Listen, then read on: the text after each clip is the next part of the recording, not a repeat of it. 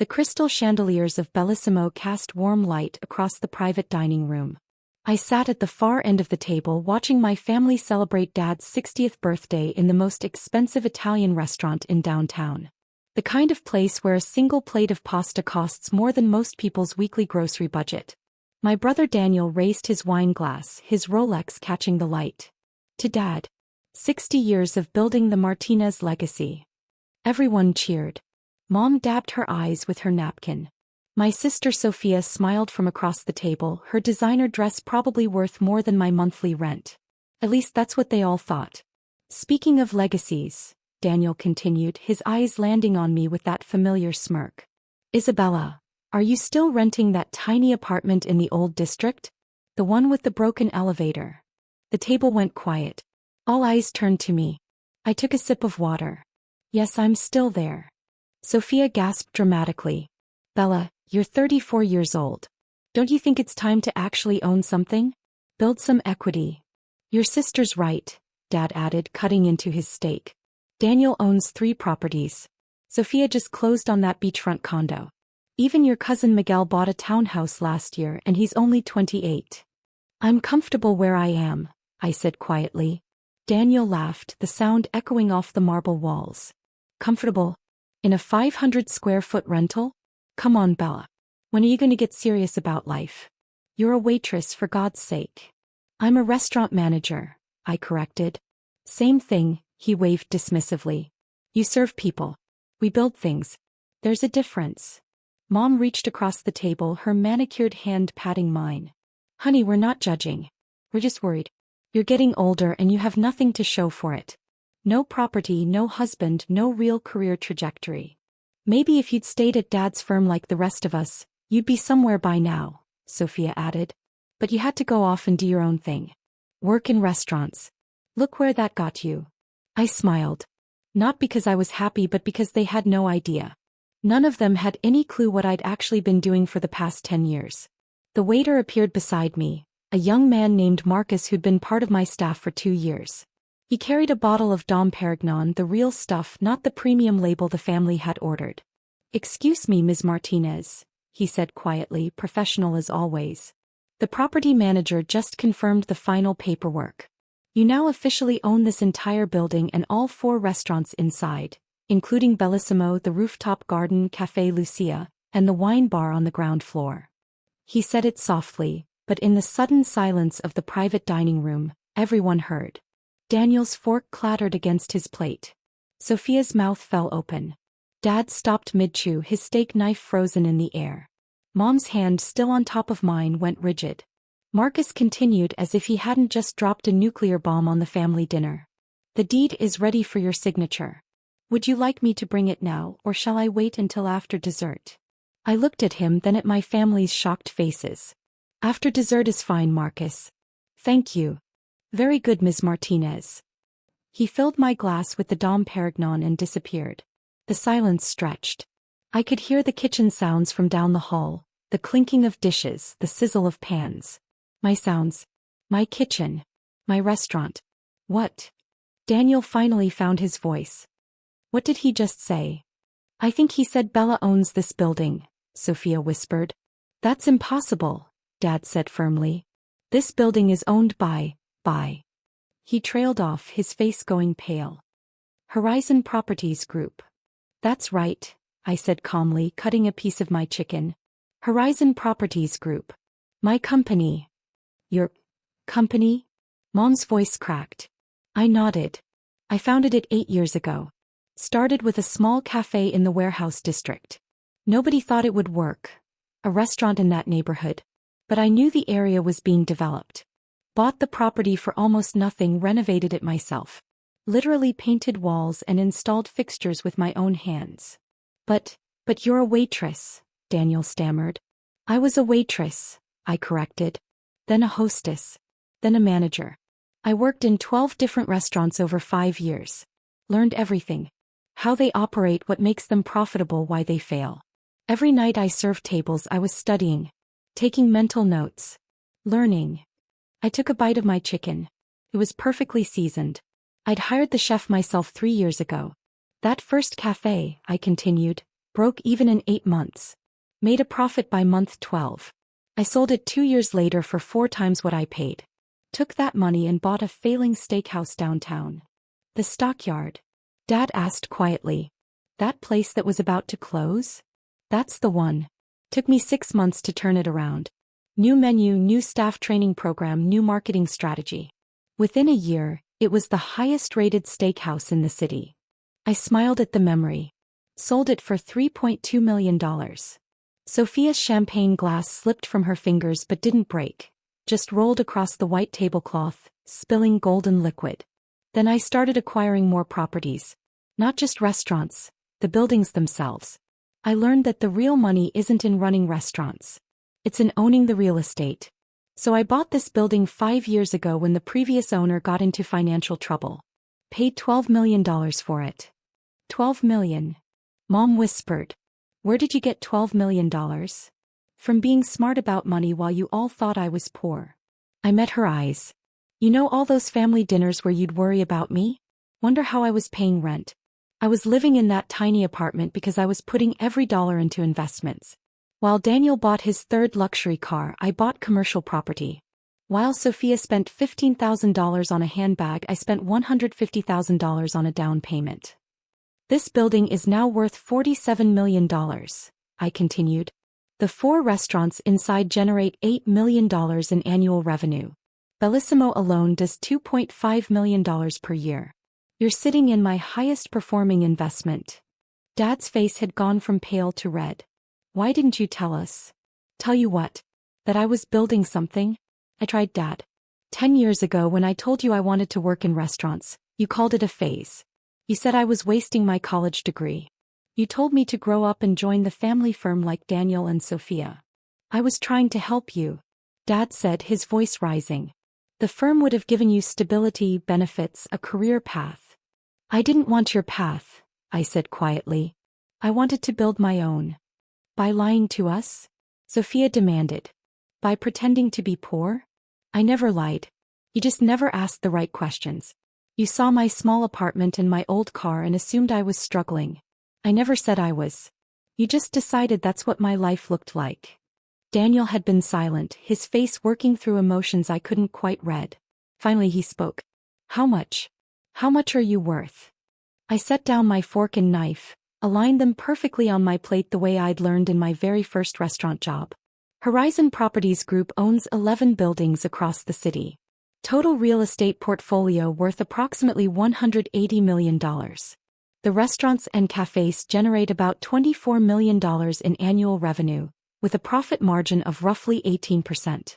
After expenses and reinvestment, my personal net worth is around $67 million. The number hung in the air like smoke. That's... Mom couldn't finish the sentence. More than Dad's firm is worth, I said simply. I looked up the public records. Martinez and Associates is valued at approximately $45 million. You've built something impressive, Dad. Took you 40 years. I did better in 10. It wasn't said with cruelty, just fact. But facts can cut deeper than any insult. Why? Dad's voice was quiet now, all the bluster gone. Why didn't you tell us? Why let us think you were... struggling? Because I needed to know if you'd love me anyway, I said, and for the first time that evening my voice wavered. I needed to know if you'd respect me for who I was, not what I owned. And every family dinner, every holiday, every birthday like this one, you made it clear. You don't respect people who serve. You don't value work that isn't professional. Daniel makes 6 figures as a lawyer. Great. Sofia sells luxury real estate. Wonderful. But me? I was just a waitress. An embarrassment. We never said that, Mom protested.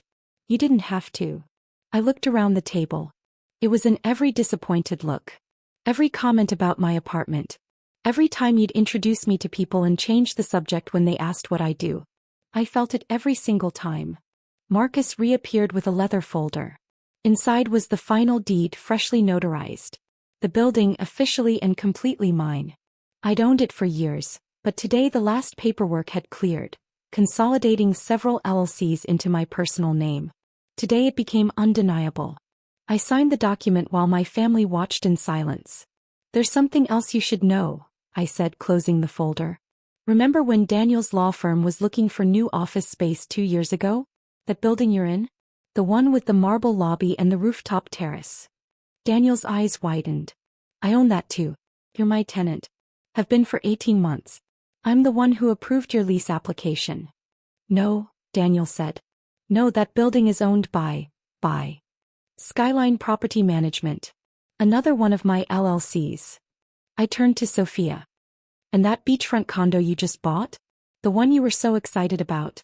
It's in the Ocean View Towers, right? Sofia nodded slowly, horror dawning in her eyes. I own the building. Well, I own 60% of it. I'm the primary investor in the development group. Your mortgage payments? They're paying my investment back. This is insane, Sofia breathed. It's business, I corrected. It's what I've been doing while you all thought I was failing at life. Building. Investing. Growing. Dad had his head in his hands. Mom was crying, though I wasn't sure if it was from shock or shame. And Dad, I said gently, because despite everything he was still my father. Martinez and Associates has been struggling since that lawsuit 3 years ago. I know. I have access to commercial credit reports. Your revenue dropped 30% and you've been slowly recovering, but you're still not back to where you were. His head snapped up. How do you? I know because I've been watching. Waiting to see if you'd ask me for help. Wondering if you'd ever see me as someone who could actually contribute something to this family beyond disappointment. Bella, Mom whispered, we never thought you were a disappointment. Then what was tonight about?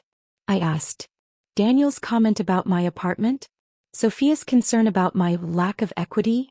Your worry that I have nothing to show for my life? What was that if not disappointment? No one answered. The food was getting cold. Dad's birthday cake was waiting somewhere in the kitchen, probably a ridiculous expensive thing covered in gold leaf, because that's how this family celebrated. I didn't do this to hurt you, I said finally. I did this because I had to prove something. To you maybe, but mostly to myself. That I could build something real. Something valuable. Something that mattered. And I did. I built an empire while you all thought I was serving soup. Why restaurants? Dad asked quietly. Of all things, why restaurants? I smiled, a real one this time. Because I love them. I love the energy, the creativity, the way a good meal can change someone's entire day. I love that restaurants are gathering places, community hubs. They matter. And I'm good at them. I understand them. Every restaurant I own is profitable, well-run, and employs good people who I pay fair wages. I'm proud of that. You should be, said a new voice. We all turned. An older gentleman stood in the doorway of the private dining room, silver-haired and distinguished in an expensive suit. I recognized him immediately. Mr. Castellano, I stood. I didn't know you were dining here tonight. Birthday dinner for my grandson, he said, stepping into the room. I couldn't help but overhear. You're Isabella Martinez? The owner. Yes, sir. He extended his hand and I shook it. His grip was firm. Anthony Castellano. I own Castellano Restaurant Group. I knew who he was. Everyone in the industry knew. Castellano Restaurant Group owned 42 restaurants across 5 states. It was one of the largest independent restaurant groups in the country. Dad's eyes went wide. Even Daniel looked impressed. I've been watching your work, Ms. Martinez, Castellano continued. Your turnaround of the stockyard was impressive. Your renovation of this building was even better. You have an eye for potential and the skills to execute. That's rare. Thank you, sir. I'm looking for a partner, he said simply. Someone to help expand into this region. Someone who knows the market, has the capital, and shares my philosophy about quality over quantity. Would you be interested in discussing a partnership? My heart was racing, but I kept my voice steady. I'd be very interested. Good. Have your people call my people. He handed me a business card. Let's have lunch next week. Not here, somewhere quiet where we can talk numbers. I know just the place, I said. There's a small cafe I own in the warehouse district. Best coffee in the city, and the owner's very flexible about booking the private room. He laughed. Perfect. Tuesday at noon. I'll be there.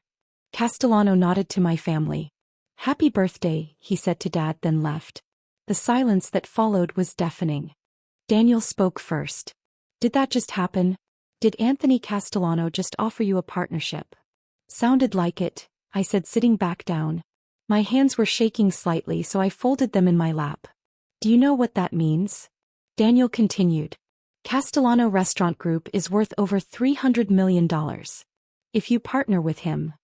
I know what it means, I interrupted. It means I'm about to make every decision I made over the past 10 years worth it. Sofia was staring at me like she'd never seen me before. You're not the person I thought you were. No, I agreed. I'm not the person you decided I was. There's a difference. Mom had stopped crying. She was looking at me with something I couldn't quite identify. Pride? Regret? Maybe both. I think we owe you an apology, Dad said finally. Multiple apologies, I corrected. From multiple people.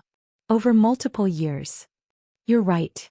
He set down his napkin, suddenly looking much older than 60. We judged you. We made assumptions. We didn't see you.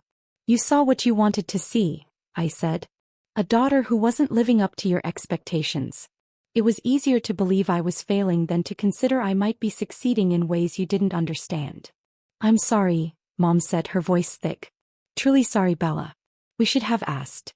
Should have listened. Should have trusted that you knew what you were doing. Yes, I said simply. You should have. Daniel was still processing. I could see the calculations happening behind his eyes. So when I complained about my rent last Christmas, about how expensive downtown office space is, you were complaining to your landlord, I confirmed. I gave you a discount, by the way. 20% below market rate. Family discount. His face went red. I said, God, I said you should try to make something of yourself instead of serving people all day. I remember. I'm an idiot. Yes, I agreed. But your family. I gave you the discount anyway. Sofia had tears in her eyes now. All those times I tried to give you money. Offered to pay for things because I thought you couldn't afford them. I know. It was kind of you. Condescending but kind. I'm so sorry. I know. Marcus returned with dessert. Tiramisu for everyone and a special birthday cannoli for Dad, gold leaf and all. He served it silently, professionally, and I caught his small smile as he set my plate down. He knew. My entire staff knew who I really was. They'd known from the start. Can I ask you something? Dad said as we started on dessert. Of course. Would you have ever told us? If Daniel hadn't made that comment tonight, if the deed hadn't come through during dinner, would we ever have known? I thought about it. Considered lying, but I'd done enough of that by omission over the years. Eventually, I said. Maybe when you really needed help.